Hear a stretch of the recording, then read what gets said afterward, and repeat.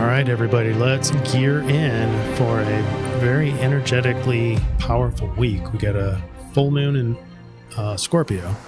We have a T-square on Pluto. So obviously these things are bringing in a lot of obsessive and compulsive.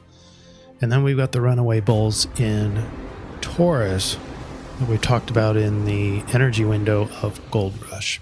But just to make it all simple, we got a lot going on, big, powerful week. And it's really important this week to make sure that you listen in on the solution. We don't just report the influence.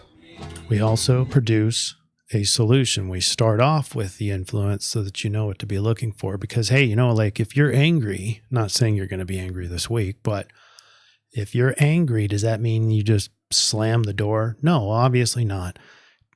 Just because you're feeling something doesn't mean that you behave in that same manner. So that's why we do the solution as well, and that's towards the end of the videos. Try to use a method here so it's a lot less of just subjectivity and an intuitive sense. It's more of a science and a rhythm and a routine. So these things that we do, you can also do at home for yourself, and I highly recommend triangulating for answers. So anyway, here's our influence chart. We use the tropical astrology. We use the I Ching, and we use what's called the DreamBot. This is a collective unconscious because it collects people's dreams around the internet.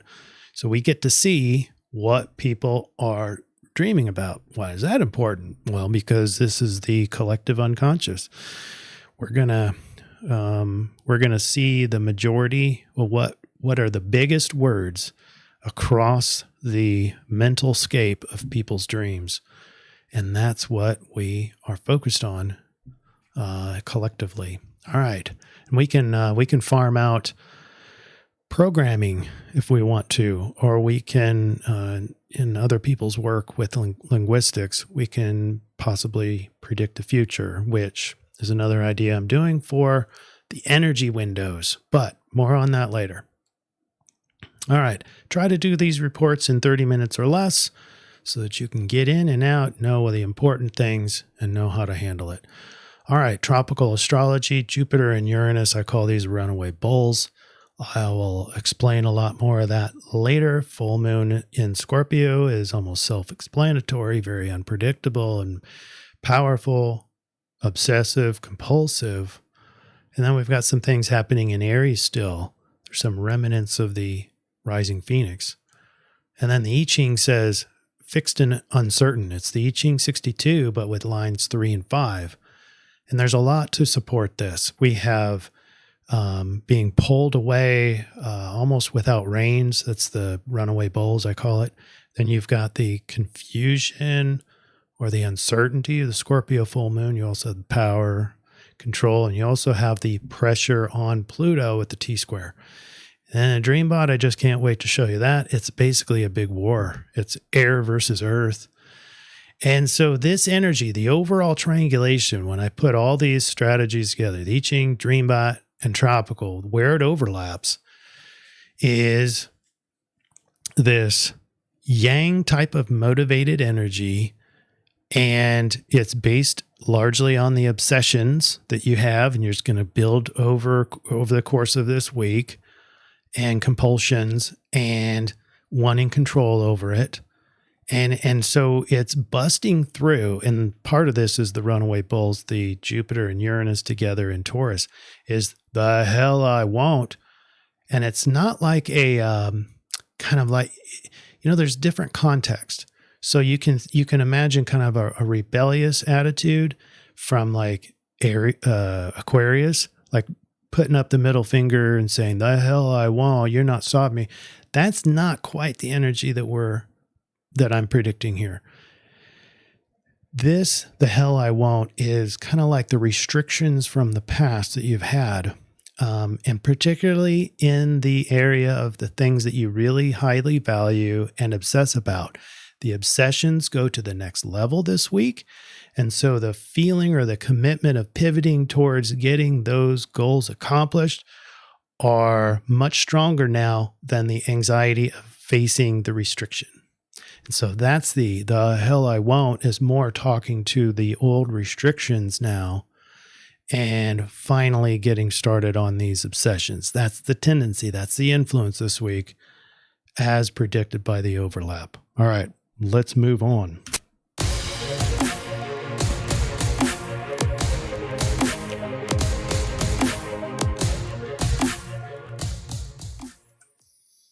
All right, and the undisputed winner this week of the Best Comment Award is Not For Me To Say. And might be an all-time record for ups. And so well done, but thank you, Not For Me To Say, for even mentioning this comment. This is talking about the Dreambot. Why is there the word gator in the Dreambot, Ron? And he says, it's the Lizard King that's falling. They will lose control and I claim it. Guess what? This is the explanation we needed for this week's Dreambot run as well. I mean, it still applies to last week, but I think Not For Me To Say you're actually a week ahead, even though you were explaining last week's, because it gets more Lizard King-like. In fact, the word king is in here. All right, so where do we go? Let's look at the Dreambot. Here we go. We've got, all right, so the red arrows, pilot at the very top, 526 surge score. That's pretty significant. Gator is still number 2, which means that Gator hasn't, the frequency of the word has not gone down to its baseline. And in fact, alligator is up there as well now with pretty high surge scores. So it's not just Gator, it's a lot of reptilian. Okay, so let me break this down for you. This is the way I broke it down. The red arrows is pilot, plane, passenger, flew, and air. So it's like it's total Air Force. And then there's this versus, there's a battle. And the battle is these conflicted words like fight, sword, strength, enable, etc. And even the word toward, which is sort of implies verse, like they're coming together head to head. And then the green arrows is earth. It says one of the words is, where is it? Earth, right there. And so it brings in a earthy context. At the very top is gator, alligator, cave king. So anyway, Not For Me To Say, predicting or interpreting as the Lizard King, I think, is spot on, and it gets even stronger this week. Or the word king, the word earth, cave king. Although gator and alligator don't live in a cave, it just denotes this earth. The earth plane is where the battle is. Air versus earth. All right. Now let's get into astrology. This is the big picture. All the eclipse cycles, the new moons and full moons in our current eclipse cycle of Aries. Aries rules this cycle, and now we're hitting our first full moon inside this eclipse cycle, and that's Scorpio. So that's why we're here. We also have energy windows, and this window, the 2024 gold rush, that's a whole separate video. I'll put that at the end so you can remind yourself what that energy is going to be like. That starts on 4/19, April 19th. It's called, the video is ES8 or Energy Shift number 8. Lots of yang this week and in this energy window. All right. Now here's our weekly graph. Gonna delete that. This graph represents the hell I won't.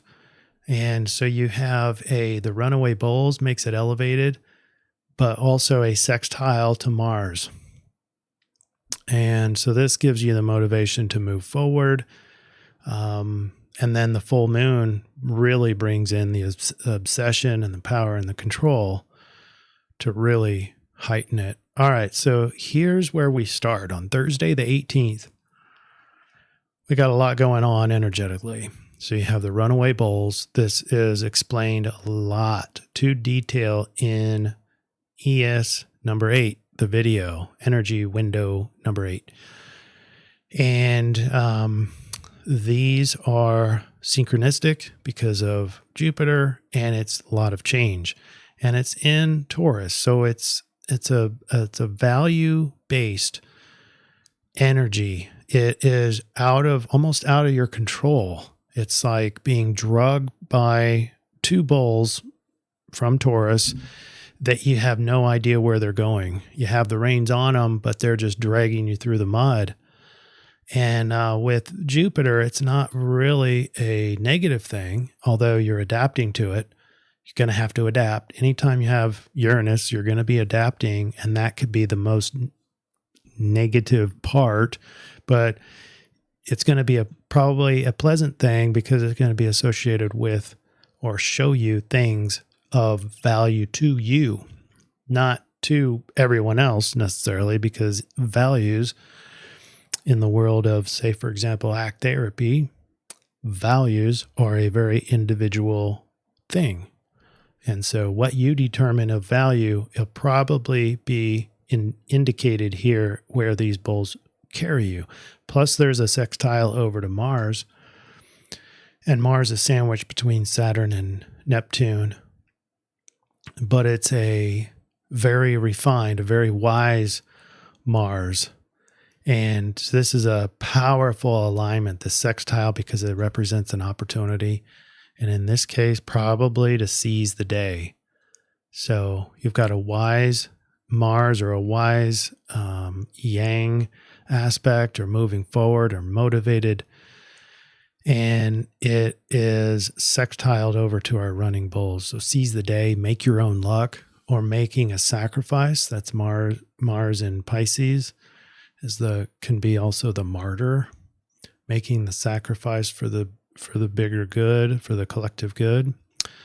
But this part means a spontaneous and valuable luck for self, correlated to your values.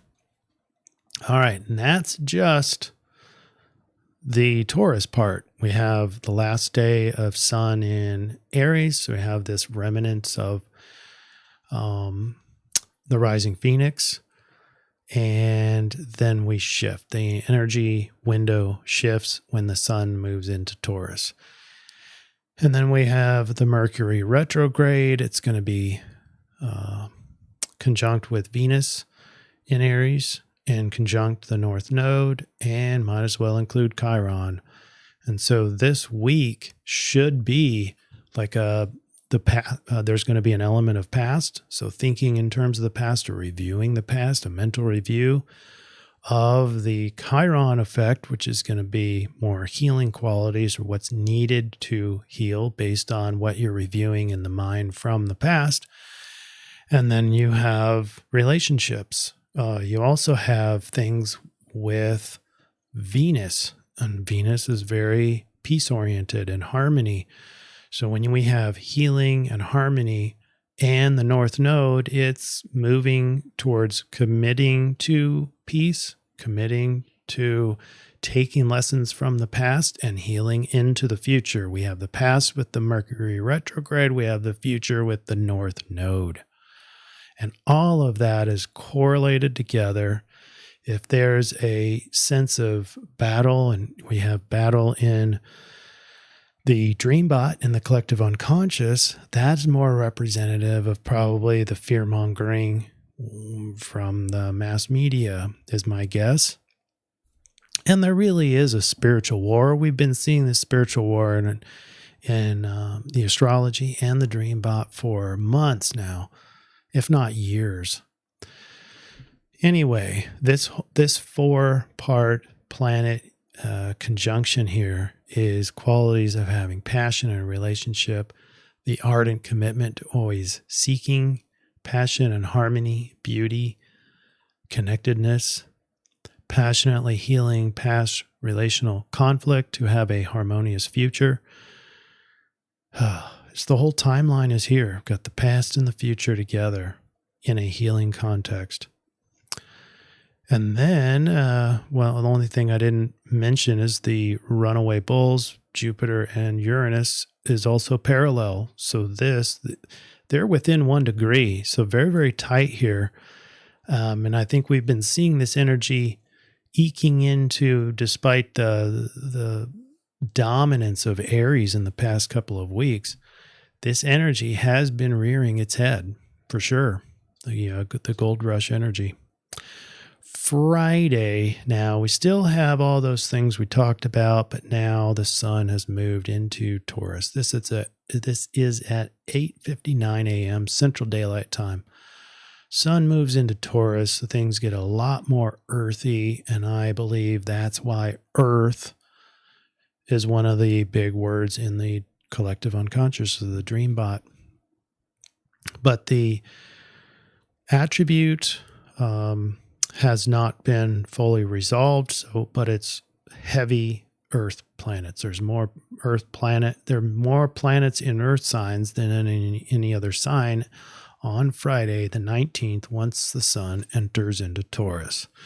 Things of value, things of stability, loyalty might take a while to get started, but it's a runaway train. Once you do, it's very hard to stop once you've got the engine going. And lastly, we have the waxing gibbous moon, and that is a very expansive feeling in and of itself. As we build more and more light that you see from the moon, it denotes more and more energy. As indicated by the full moon, we tend to sleep less because of that extra energy reflected from the sun.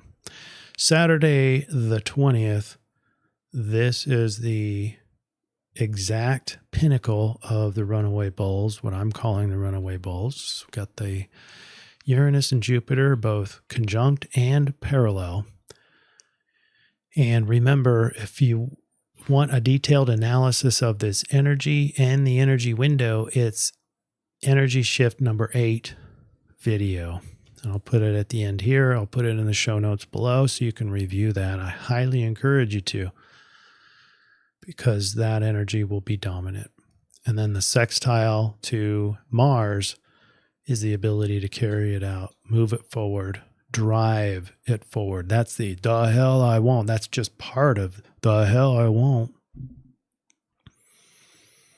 Powerful healing for relationships now. This is where Venus and Chiron go exact on Sunday the 21st.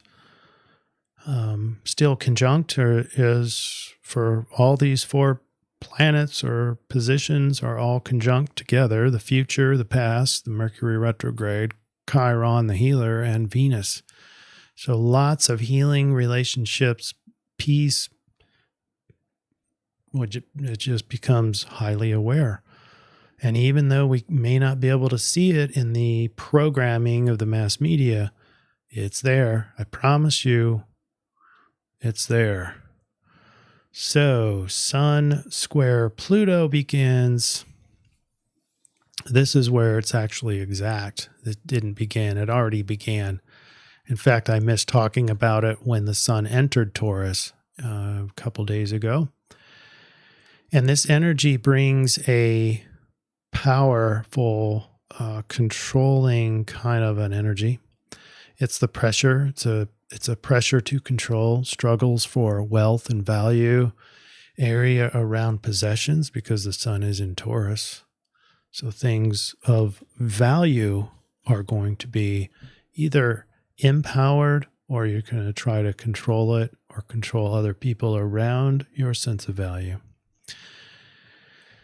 And then on Monday, as we get closer to a full moon, we're not quite there yet. This is a Libra moon, waxing gibbous moon, so energetically even more powerful. And into Tuesday, full moon in Scorpio. What's cool here is there's a huge element of Scorpio. I mean, I'd be saying that just with the full moon in Scorpio, but Scorpio's ruler is Pluto, and it's a T-square on Pluto. So there's a high focus on Pluto, things of obsessions, power, control, but also an element of unpredictability, which exacerbates the Pluto influence, because Pluto is about, or part of it, the archetype is about control. And what happens when you have a sense of out of control? We tend to control more.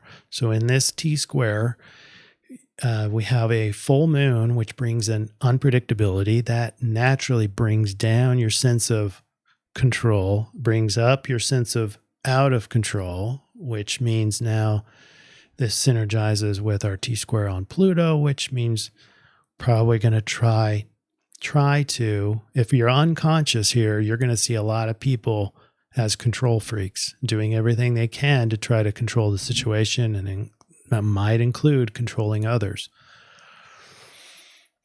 But like we talked about with the anger and the slamming doors, just because you feel out of control doesn't mean that you have to control. So that's really an automatic reaction for most people. And that's why we have our solution. So hang on for that. We're going to get there later. But what's even more about this Scorpio is it's resolved in our attributes. You've got a background signature of fixed water. And fixed water is Scorpio. So you not only have the background canvas as Scorpio, you have the full moon in Scorpio, and you also have its ruler in a T-square. So heavy amount. This is an extra exponential version of Scorpio on Tuesday, the 23rd.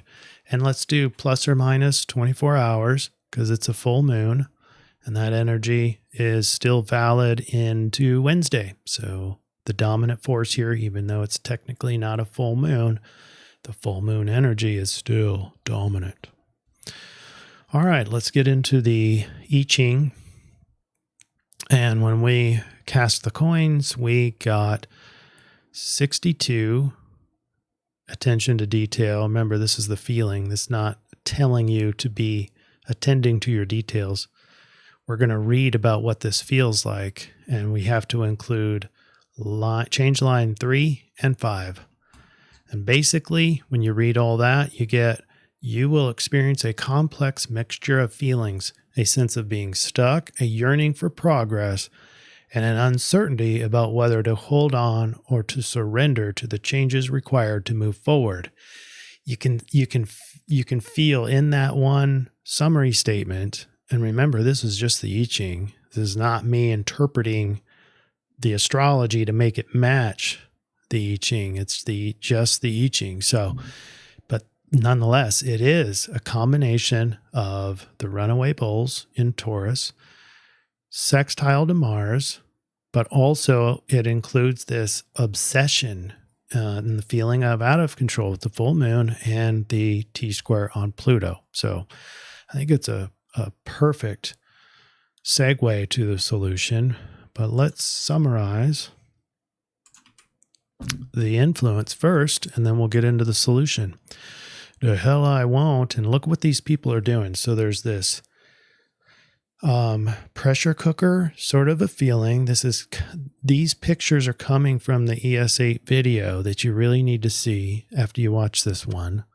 Got the pressure cooker feel, especially with the compulsiveness and obsessions of Scorpio. You just can't let it go. I need to do this. And then the T-square on Pluto brings this pressure cooker with the heat below it. And now it's just building. And so the hell I won't. You can imagine these people who were told, oh, I wouldn't go do that if I were you. Oh, the hell I won't. And they all ended up out west in 49, call them the 49ers. The collective is moving away from the fire energy. We also feel less adaptable. That's because of the much more fixed signs, and that'll get more pronounced, I think, in the next surf week. The grounded foundation of Sun going into Taurus is a very beneficial energy for the emotionally obsessive struggles that form in the latter part of the week at Scorpio full moon. All the while, the runaway bulls, Jupiter and Uranus, overpower your reins and whisk away whisk you away to a synchronistic journey towards profound worth and value. Welcome to the 2024 Gold Rush, baby. All right. Now let's shift over to the solution. Put the change lines in 3 and 5 and you get 45 gathering together. This sounds like a very social thing. Oh, I didn't figure out which part of this. It's basically maintain a spirit of receptiveness, willing to learn from others, incorporate their perspectives, stay flexible and adaptable. Easier said than done, right? Because we just read that you're feeling stuck, and we have the fixed signs, and we have this obsessive nature, but it's important to remember to be as adaptable as you can. Now we are in search of the other modalities. We have to put this into we have to put the dominant energy. I'm calling this the sun going into Taurus is the dominant energy. You have to follow that line, and it goes into hexagram 3, and it gives us Aries solution. So 3 is the gate of ordering. It's the difficulty at the beginning. The fundamental challenge of initiation is to transcend confusion and establish order. I'm going to put all this together, okay, so you don't need to memorize all this. We have a final slide here that puts all this together. Innate quality, line 4, this is when Sun goes into Taurus. Charisma, line 4, psychic attunement that magnetizes nurturing, a psychic energy which attracts nourishment and ensures ordering. The downside is the risk is the demands of ego lead to rejection, confused energy that needs nourishment but is generally rejected. And so this word nourishment is a multi-complex word, and it implies a lot of different things. It's not just nutrition. It might be advice, wisdom, that kind of thing. Attracts valued guidance. The rave basically is valued guidance. All right, so here's our solution matrix and summary. We had the I Ching that says gathering together. So that's an interpersonal finding togetherness.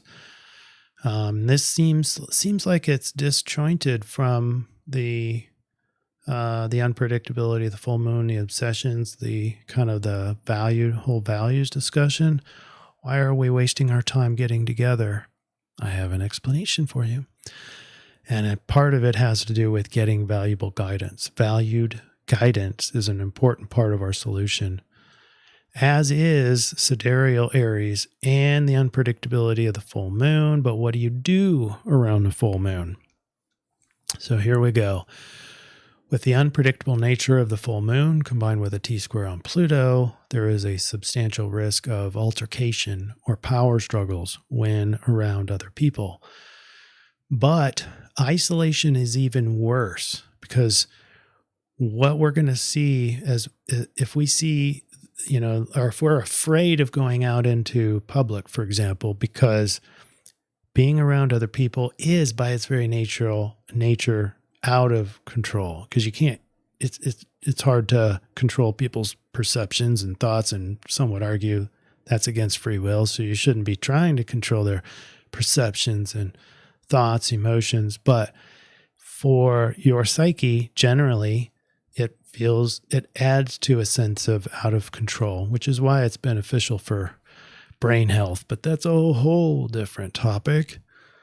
Isolation is worse because there's no valued guidance in that. It's just you left with your obsessive compulsive mind. And not all of us are OCD, but the energies of the full moon are going to influence that a lot. And it's going to get you kind of off into a false reality. And so what brings us back quicker is this gathering together. So isolation is worse than risking going to get into these power struggles. So what do? The triangulation is definitely suggesting social engagement for several purposes: for guidance, Moderation with validation. It's important to express your plans for the hell I won't. It's important to express your plans because people who you trust should and who you value should be kind of helping you moderate those obsessions, compulsions. Not to control you, but to give you wisdom, to give you guidance. That's how we prevent gutter balls, like life level gutter balls.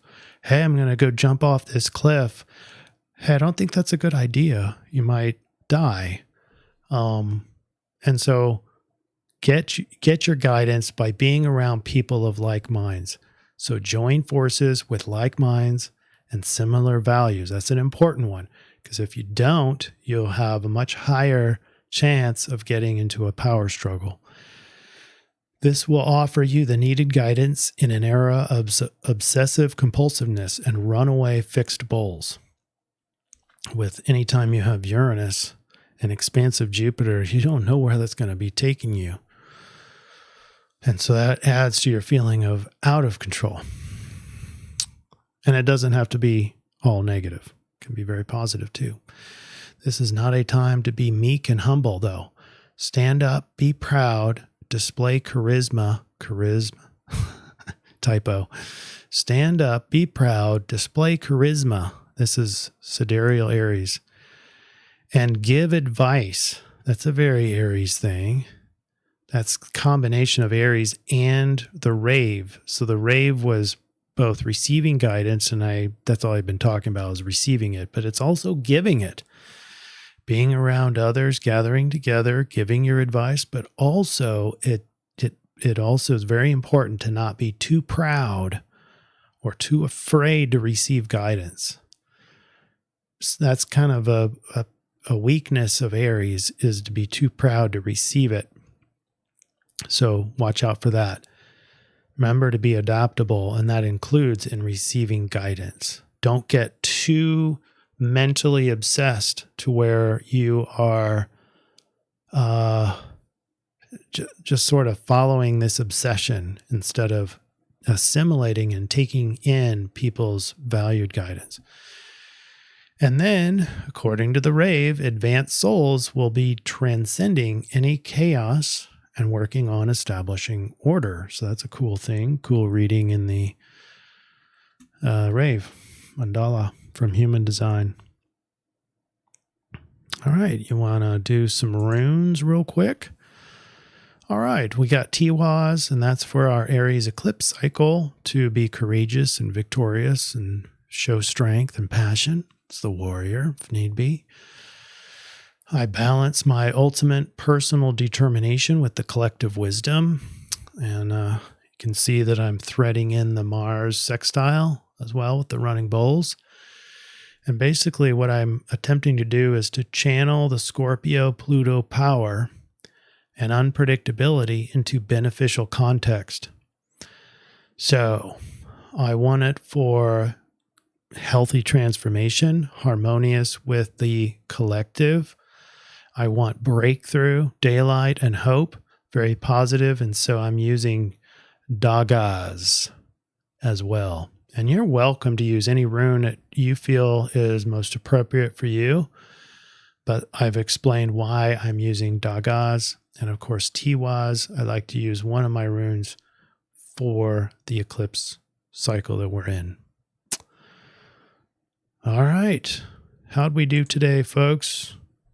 Does this make sense? It's just because you're feeling like obsessed, compulsive, can't stop thinking about this thing, the pressure to go do it, and the hell I won't, doesn't mean that you need to just go run and do it. Consider using these strategies for your behaviors to prevent, potential problems. The only other thing that we didn't mention was the Scorpio full moon. Just generally, when you have a full moon, it is a good time for, maybe sacrificing excesses. There's nothing that you have to do, but traditionally sacrifices were made at the full moon. and new moon, but full moon is more of giving up because the illumination is at its maximum. And when the sun gives energy, the moon pulls energy. So it's a yin, and that's perfect for you giving to the moon. And so you give things that are no longer of use to you. Maybe excessive compulsiveness, maybe need to control. Maybe that's getting too much. And you just make a ceremony and release that to the full moon at the time of the full moon, plus or minus 24 hours probably would be okay. And work towards balance. Use these giving points or the full moons as a point of detoxing the stuff that you've accumulated and no longer have any use for. All right, everybody, I'm going to check out, and I appreciate you being here and listening and commenting. Take care. Have a great week.